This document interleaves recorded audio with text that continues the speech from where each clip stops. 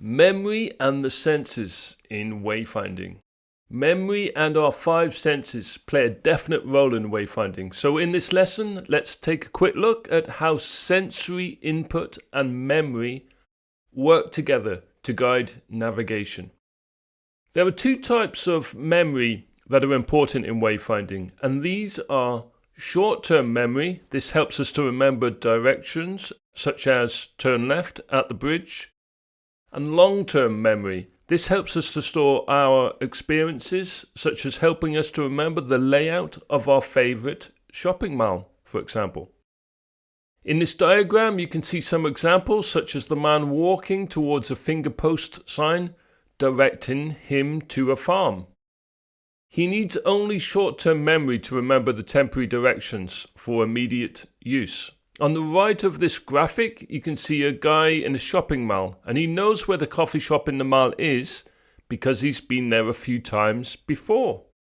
He is using long-term memory to navigate straight to the coffee shop. Let's go to the next slide. Memory and the senses in wayfinding. Our senses are helped by various cues that enhance our ability to navigate. For example, we have visual cues, so we have signage, signs, landmarks and paths. Auditory cues, so announcements such as in a train station, or maybe the sound of birds as you're entering a rainforest, so it gives you a sense that you are entering the rainforest and where you're going. In museums, we have soundscapes. It's a way of creating exhibits, and as you move into an exhibit, you hear the certain sounds related to the exhibit you're going to see. This is quite a clever use in wayfinding of auditory cues.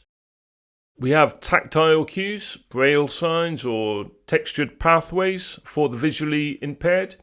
We have smell and touch, subtle but useful, such as the scent of a bakery indicating the proximity to a food court.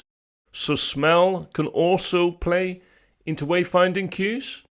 Memory and the senses work together to help shape our navigational experiences. Okay, that's it for this lesson. I'll see you in the next lesson.